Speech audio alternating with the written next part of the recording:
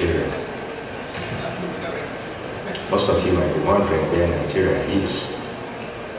Nigeria is in West Africa, bounded to the south by the Atlantic Ocean, to the west by the Republic of Benin.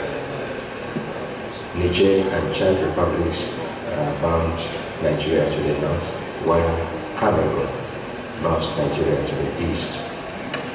So it's quite a distance between here and that here.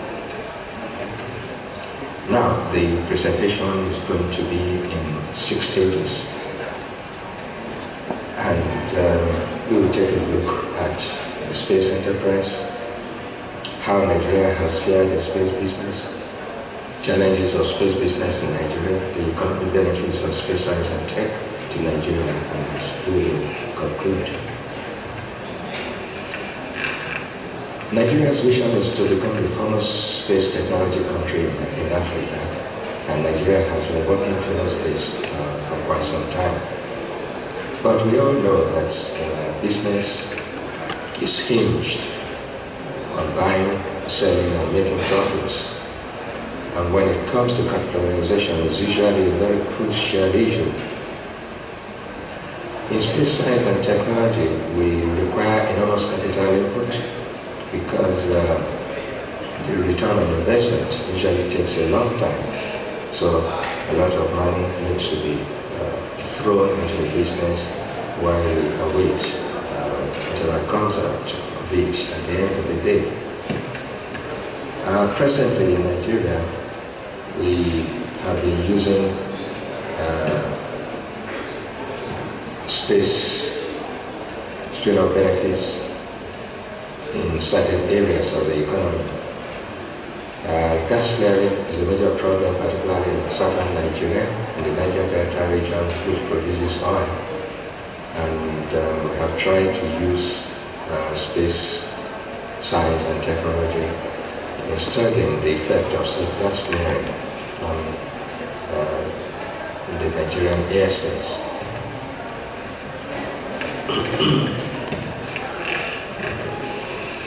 In most cases, investments are attractive to the majority of private investors and lenders because they expect that monies will come back into their pockets quickly. But unfortunately, in space business, it is not so, because capital base will turn out to be very fluid, and so people tend to run away from it. Is space business as an enterprise, is it business as usual? Is it business as usual? If it is not business as usual, how do we get to manage space business? Space development proponent typically uses the spin-off benefits to tell people that, yeah, this is why we must invest in space science and technology.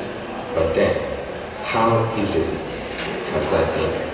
In developing countries like Nigeria, there are promises that the outcome will open new frontiers, particularly in solving poverty issues, in the eradication of diseases and hunger, in creating wealth so that the citizens will be able to take care of themselves, and of course, enhancement of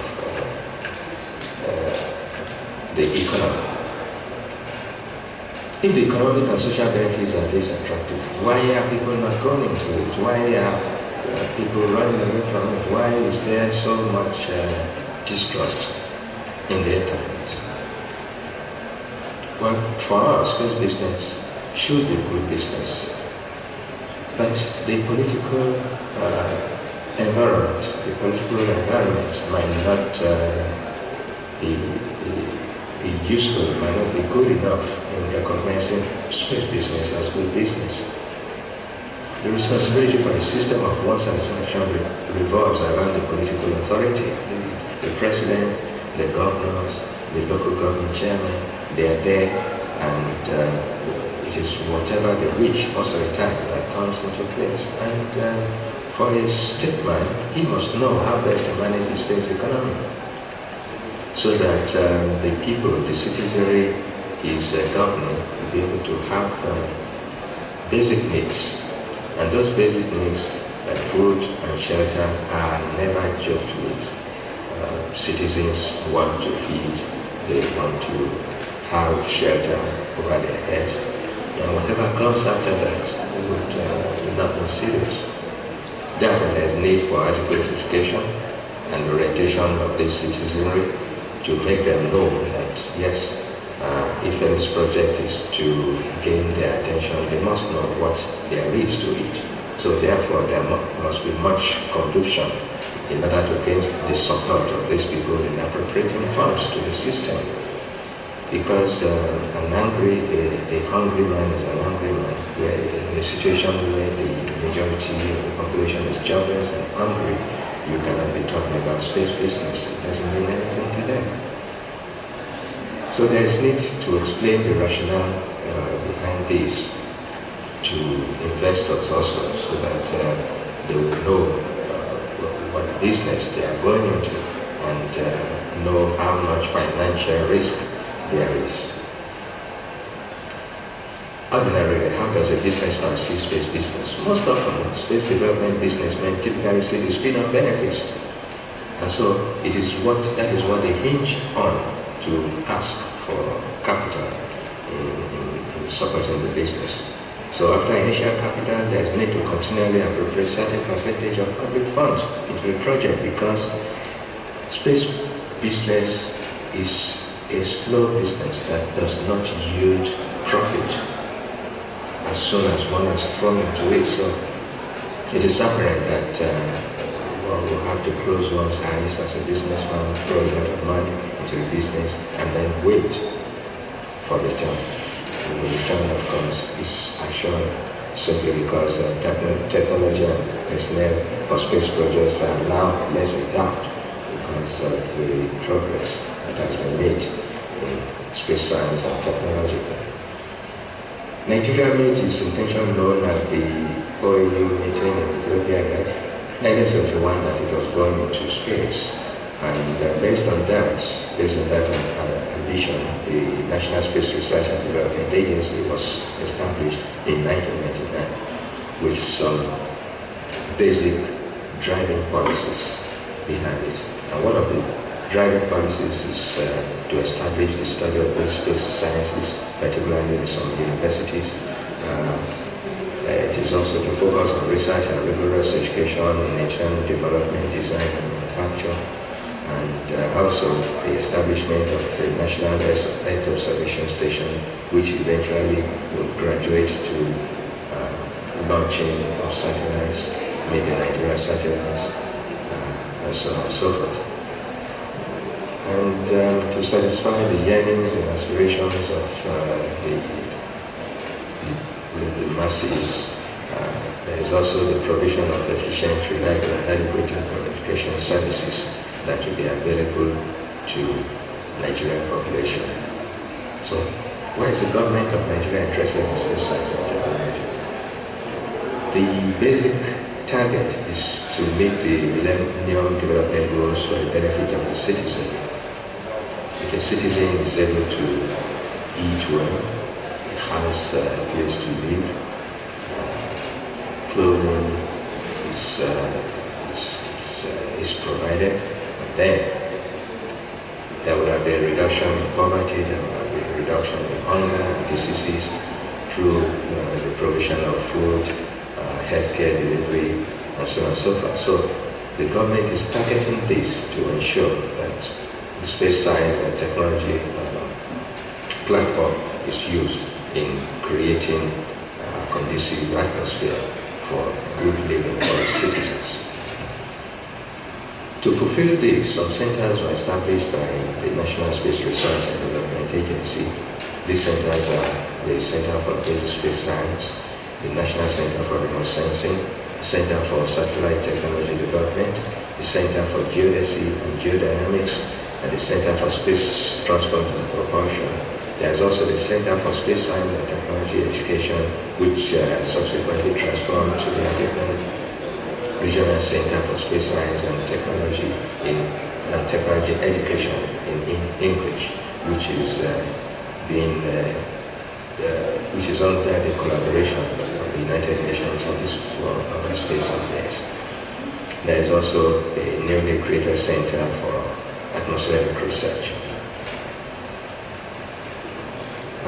Nigeria Sat-1 was the first satellite that was acquired by Nigeria. It was actually UK-based satellite technology company. It was actually produced by a UK-based satellite technology company, Soaring Space Technology, SSTI, and the satellite was launched from Russia in September 2003, and it has a lifespan of 5 years. In 2007, BitComSat was launched by China, and it happens to be the first Africa's communication satellite. And the essence of launching this satellite was to provide telecommunication services and enhance e-commerce, e-education, e-government, and telemedicine. But unfortunately, this BitComSat satellite was lost in 2008. However, it has been replaced by the Chinese government as BitComSat-1R, and it was launched into space at no cost to Nigeria. Recently, Nigeria Sat-2 and Nigeria Sat-X were launched, and these are high-resolution Earth observation satellites built by the same SSTL in UK, and it was produced as a component of the disaster monitoring constellation. And both satellites, Nigeria Sat-2 and Nigeria Sat-X, were launched from Ukraine in August 2011. And these were expected to replace the Nigeria Sat-1, which last one had expired, although it is still in orbit and running in tandem with Nigeria Sat-2. So what are the challenges of space business in Nigeria? We had earlier mentioned that the major thing and the major obstacle is funding, because Nigeria has been the sole funder of the space business in Nigeria. So Nigeria's space activities have basically been through funding. Although there is insurance coverage, this insurance coverage has gone a long way, particularly in replacing the BitComSat that failed. So the private sector is completely not participating. Capitalization from commercial banks is still very elusive, simply because the period between initial investment and economic payoff is far longer than contemplated. To an average businessman, he wants to buy, sell, make profit, and keep his profit or share the profit. But space business is not like that. And that is why capitalization is being seen as not reasonable in quote to the commercial banks. And so they have not been participating effectively. But with the current change in economy, the change for the better anyway, the banks, the commercial banks, are gradually opening up their doors to space businessmen. No doubt many private sector concerns have benefited from, there's no doubt about that, from the outcome of Nigeria's space activities, particularly the telecommunication industries have been reaping benefits from this. Telemedicine is gradually taking place, and e-business is improving. E-marketing, e-economy, e-telecommunications. They are always on the high side. They have begun to be on the high side. So in addition to the factors suggested for Africa's space policy to be realistic, the issue of private partnership with space enterprise funding should be seriously pursued. And one can only do that by educating the investors, the lenders, so that they will know that there is an economic return from this at the end of the day. But they are always afraid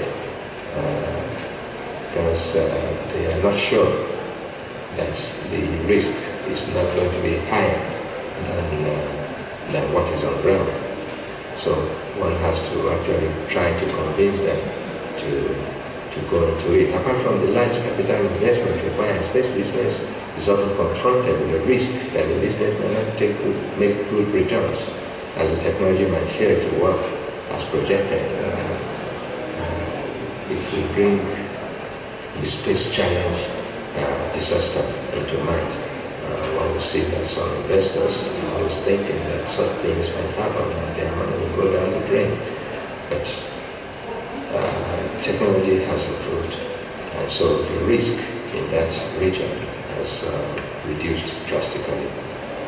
We have the problem of technological know-how. The relatively high dosage of technological impotence in Nigeria poses a great challenge. Although they are very brilliant minds, but the atmosphere for their operation is not quite encouraging, and so they prefer to move to greener pastures in the UK, in the US, and other developed countries. Therefore, Nigeria has relied on Russian engineers for its satellites, and the launching the Chinese and Russian engineers have been the in thing. But it is hoped that these challenges will be overcome very soon. The president of the Institute of Software Practitioners of Nigeria once said that, I quote, "Our nation is faced with monumental challenge on how to structure, configure, and reposition information and communications technology, and especially software in Nigeria as a prime industry for nation building, economic survival, national security, and global competitiveness." So that aspect of software development is another problem which we are facing. There are very many computer engineers, very many software engineers that are going into production, and we need to develop on these to be able to have a stable and reliable software in space science and technology to be able to make way in that aspect. Another challenge is the political considerations that usually come. The political will there, where there's even the will, undue influence, political influence coming, and this one really spoils business. But we all know that space business is a serious one and very sensitive too, and so it must be treated as such. It is believed that appointments into key offices in space research activities should be on merit, not on political patronage. Medical services is a great challenge in Nigeria, a business challenge. Up till now, there are lots of money being siphoned abroad for the purpose of broadband with supply. There are no incentives in almost all African countries except just a few, South Africa and Egypt. But here in Nigeria, Nigerian companies pay relatively high bandwidth charges for satellite use, and this has discouraged extensive use of satellite for long-distance transmission. For example, I have to cover 600 kilometers distance to be able to get teleconference and to be able to get in touch with you in Nigeria. Because of this high costs of bandwidth, this is taking toll on e-activities like shopping, e-banking, e-learning, e-transportation, e-education, telemedicine, and all the rest. But another challenge is external influence. We had ever said that Nigerian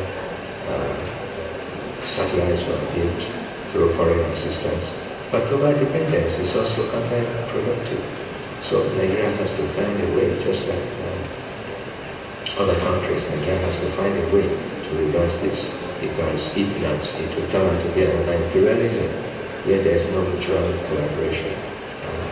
We will have a problem of imperialism coming in again, which we don't want to have. What economic benefits has Nigeria derived from space science and technology in the recent times?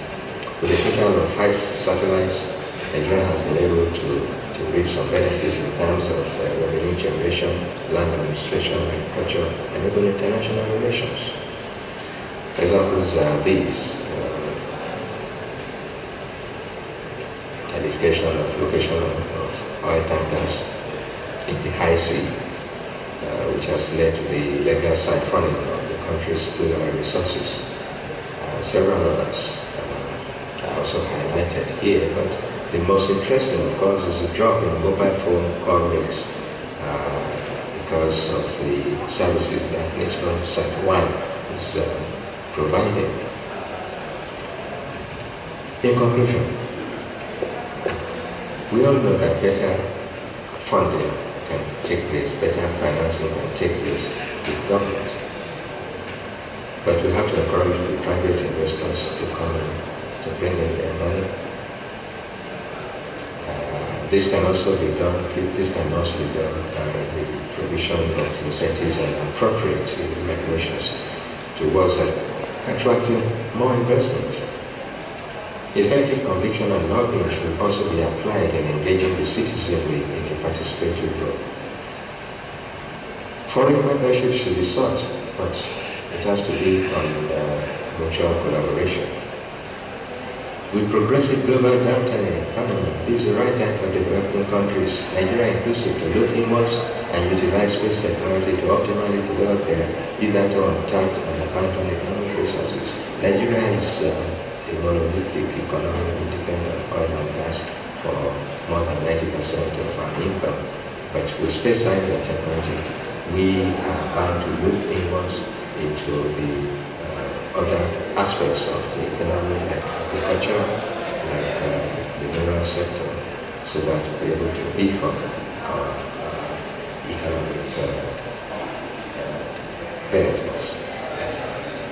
Space business is a serious and sensitive business and must be treated as such. Therefore, in drawing up policies, it should be done in such a way that whatever policies that are brought up should be adhered to by the decision makers. And we should ensure that appointments into key offices in space research activities be on merit and not on political patronage.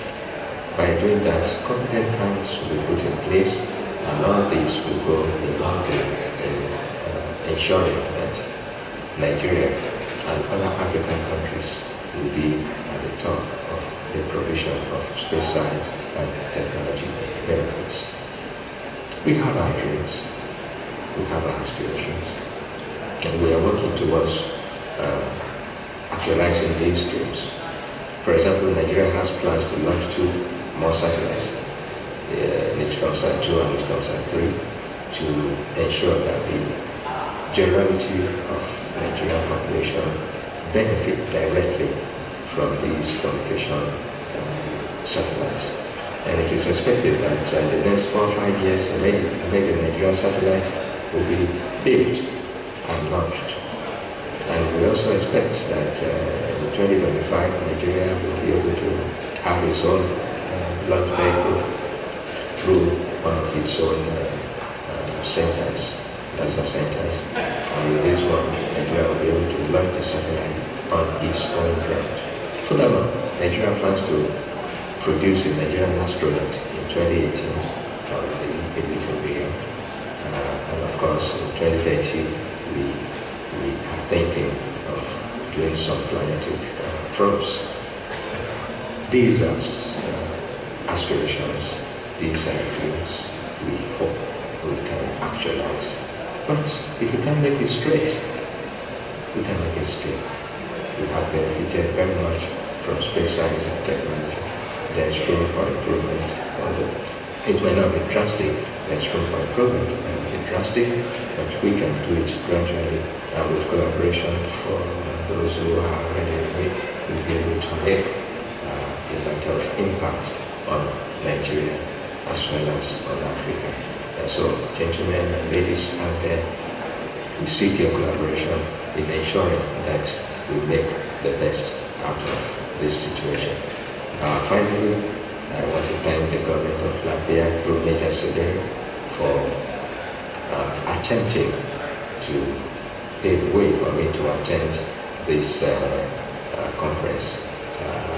Like I said earlier, there's always another time. If I cannot make it the way it is now, next time I will try to make it. Thank you very much for listening. And God bless you. Have a nice celebration. Bye bye.